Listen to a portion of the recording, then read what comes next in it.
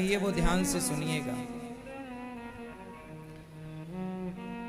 हम शास्त्रों को जब पढ़ते हैं तो उसमें हमें मिलता है कि हर पुत्र को चाहिए कि वो अपने पूर्वजों का श्राद्ध करे।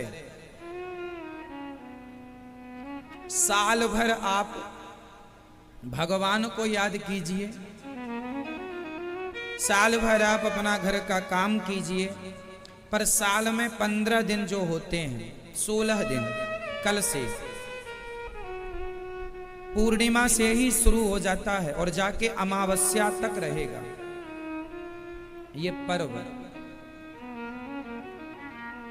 तो कहने का अर्थ ये है कि यहां जैसे आप बड़े बेटे हैं अपने घर में, तो बड़े बेटे को श्राद्ध करना चाहिए। श्राद्ध का अर्थ क्या होता है?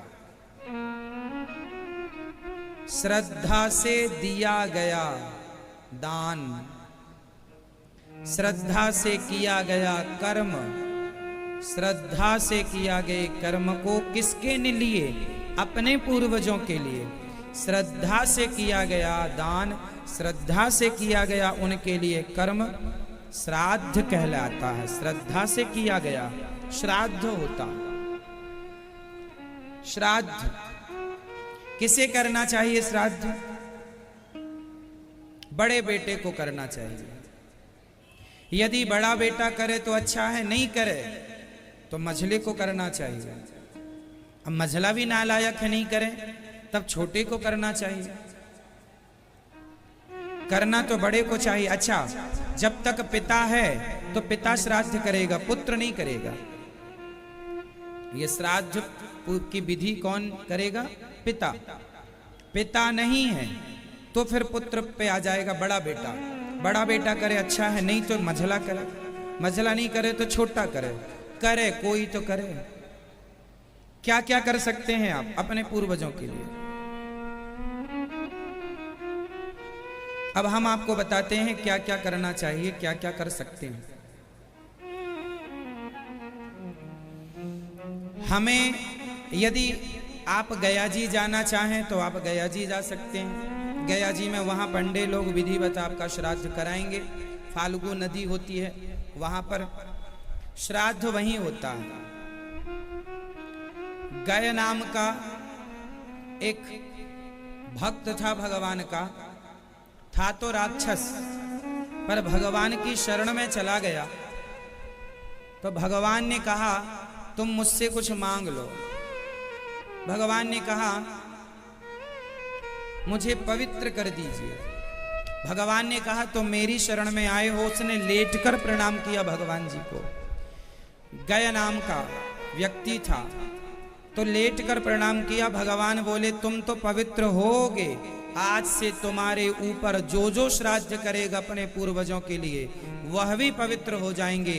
तुम ऐसे ही पड़े रहना। तो उसी के शरीर में आज भी ये श्राद्ध, पिंडदान इत्यादि तर्पण होता है। आज भी वो गया तीर्थ वही है, गया वही है। तो गया जी हमें जाना चाहिए। यदि आपके पिताजी का आप श्राद्ध करना चाहते हैं, पिंडदान। अच्छा, पिंडदान कब से होता है? जैसे 13वीं होती है ना, तो 13वीं के दिन भी पूजा होती है, उसमें भी पिंडदान होता है। वो पिंडदान उसको प्राप्त होता है जिसके लिए हम कराते हैं 13वीं, जो भी चला गया है। कुल मिलाकर ये कहना है कि हम बच्चों को चाहिए कि हम अपने पूर्वजों के उस ऋण को उतारें जो ऋण हमारे माथे पर है।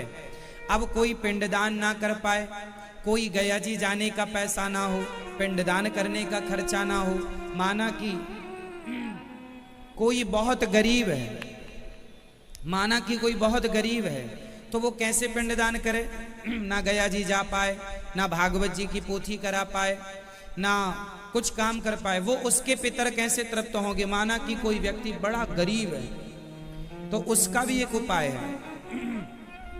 कहते हैं कि आप दोनों हाथ उठाकर, यदि गरीब है तो अत्यधिक, कोई बेटा अपने पूर्वजों का पिंडदान श्राद्ध ना कर पाए, धन का अभाव है, तो दोनों हाथ उठाकर अपने पूर्वजों को याद करे, हे मेरे पूर्वज, हे मेरे भगवान, मेरे पूर्वजों को सदगति दीजिए। मैं इतना गरीब हूं कि मैं उनके लिए कुछ ना कर पाया।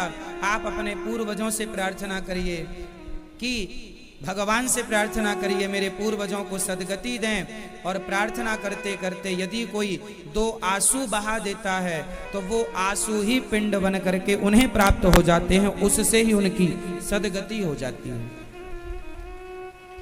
हम कहना ये चाह रहे हैं कि भले श्रद्धा के आंसू बहाओ पूर्वजों के लिए, पर कर्म करो, करो, करना चाहिए। क्या क्या कर सकते हैं आप लोग? आप लोग अपने पूर्वजों के लिए भागवत जी की पोथी करा सकते हैं। गया जी श्राद्ध तो कराना ही है,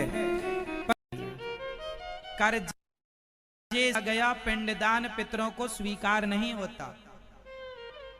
यदि आप गरीब हैं और गया जी नहीं जा पाते, आप गरीब हैं, पिंडदान नहीं करा पाते, तो कोई बात नहीं, गायों गली का, सड़क के किनारे का चारा, 4 मुट्ठी चारा नौच करके, 4 मुट्ठी चारा तोड़ करके किसी गाय को खिलाकर दक्षिण दिशा की तरफ हाथ जोड़कर आंसू भर के आंखों में अपने पितरों से कहो, हे पितर देवता, हे हमारे पूर्वजों, हम इतने गरीब हैं कि हम आपको पिंडदान नहीं कर सकते, पर आपके नाम से गाय को चारा खिला दिया, आप स्वीकार कर लेना। इतने से भी पितर प्रसन्न हो जाते हैं,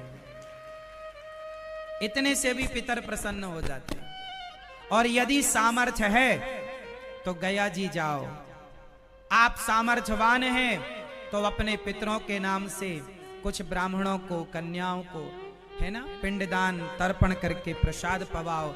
हजारों संत वृंदावन में भोजन प्रसाद प्राप्त करते, आप लोग अपनी ओर से एक दिन का लंगर, अन्न क्षेत्र, भंडारा वृंदावन में आज पितरों के नाम से, आप अपने पितरों के नाम से अपनी ओर से बंटवाओ। आप अपने पितरों के नाम से भागवत जी की पोथी पाठ करवा सकते हैं कि हम अपने पूर्वजों को भागवत जी का पाठ सुनवाएंगे। गया श्राद्ध से भी किसी की मुक्ति ना हो तो अंतिम श्रीमद् भागवत से उसकी मुक्ति हो जाती है। अंतिम भागवत जी हैं। कोई गया श्राद्ध ना भी करे और भागवत जी यदि सुनता है, अपने पूर्वजों को सुनवाता है, तो भागवत जी से उसकी सदगति, धुंधकारी की सदगति भागवत जी से हुई, परीक्षित जी की सदगति भागवत जी से हुई।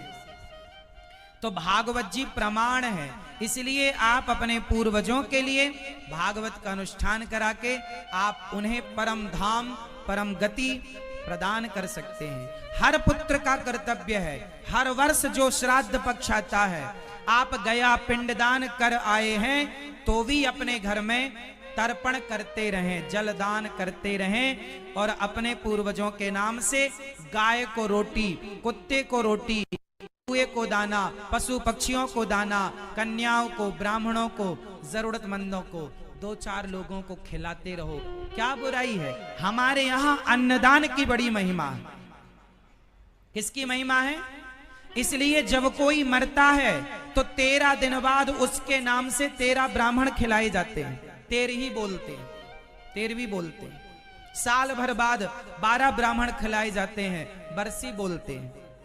हमारे यहां अन्नदान की महिमा है। आप लोग भी आज संकल्प लो कि अपने पूर्वजों के नाम से या तो भागवत जी की पोथी पाठ कराएंगे या तो आप अपने पूर्वजों के नाम से एक दिन का अन्न क्षेत्र, बट जो भी आपके पूर्वजों की तिथि आए, जैसे आज प्रतिपदा है, द्वितीया, फिर तृतीया, चतुर्थी, इसी किसी तिथि में आपके पूर्वज गए, तो जो भी आपके पूर्वजों की तिथि आए, पिता की, दादा की, उस तिथि पर अन्न क्षेत्र वृंदावन में संतों को बंटवाना, ताकि आपकी रोटी पूर्वजों के नाम की वो वृंदावन में रहने वाले, भजन करने वाले संत खाएंगे तो आपको आशीर्वाद देंगे, निश्चित सदगति होगी।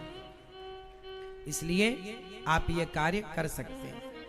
एक दिन मैया यशोदा ने, आप लोग हैं, अच्छा ये बताओ, आप लोग भी थोड़ा थोड़ा नाम जप करते हो, आप लोग भी थोड़ा थोड़ा भगवान का ध्यान करते हो, थोड़ा थोड़ा पुण्य करते हो, थोड़ा थोड़ा दान करते हो, थोड़ा थोड़ा तीर्थ यात्रा करते हो।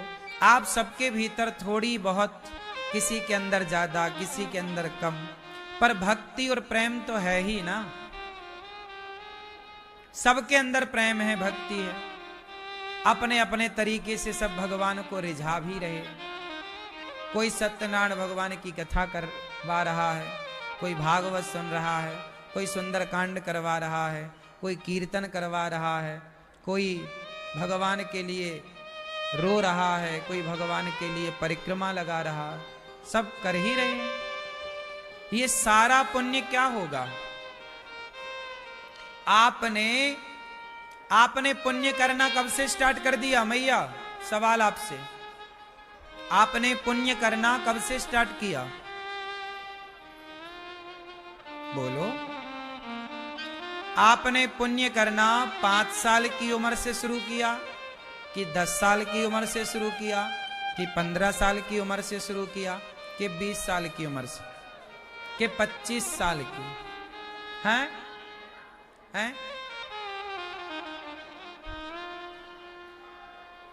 5, 10, 5 साल तक का बच्चा तो जानता ही नहीं है कि पुण्य क्या है, पाप क्या है। 10 साल का बच्चा भी नहीं जानता कि पाप क्या है, पुण्य क्या है। थोड़ा बहुत जान भी रहा होगा तो थोड़ा ही जान रहा होगा। 15 साल तक भी ये समझ नहीं होती कि पाप क्या है और पुण्य। थोड़ी सी समझ शायद 15 साल में आ जाए, लेकिन ये पाप क्या है, पुण्य क्या है, ये समझ आती कब है? बताओ। पाप क्या है, पुण्य क्या है, ये समझ कब आती है? जब आप अच्छे सत्संगी हो जाएं। यदि आप अच्छे सत्संगी बचपन में हो गए तो ये ज्ञान बचपन में हो जाएगा। बुढ़ापे में आपने सत्संग किया तो बुढ़ापे में ये ज्ञान होगा कि भाई पाप क्या, पुण्य क्या, वरना अभी तक तो जो कर रहे थे चल रहा था सब। अब सोचिए कि पाप पुण्य का ज्ञान ही हमें 10-20 साल बाद मिला, तो अभी तक हमने पुण्य किए कितने होंगे? ये सारे पुण्य हमारे जुड़ते हैं और जुड़ करके भगवान के पास जाते हैं चेक होने।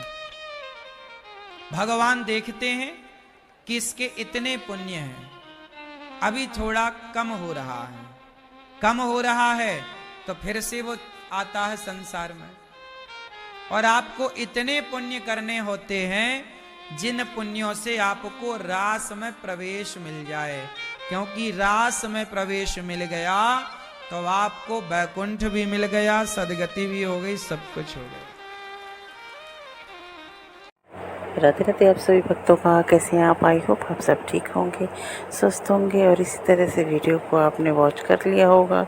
इस उम्मीद के साथ आपके सामने फिर से एक नई वीडियो में आ गए हैं। आपको वीडियो कैसी लग रही है आप हमें कमेंट बॉक्स में बता सकते हैं। साथ ही साथ कमेंट बॉक्स में आप राधे राधे ज़रूर लिखें। चैनल पर नए हैं तो जल्दी से चैनल को सब्सक्राइब कर लें और वीडियो पे एक प्यारा सा लाइक दे के ज़रूर जाएँ। साथ ही साथ आप अपने फ्रेंड्स में शेयर भी कर सकते हैं वीडियो को।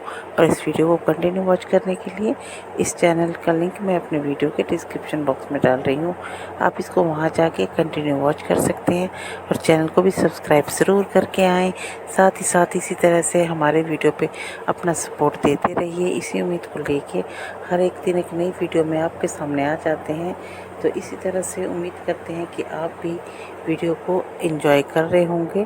तो फिर मिलेंगे आपसे एक नई वीडियो में, तब तक के लिए राधे राधे।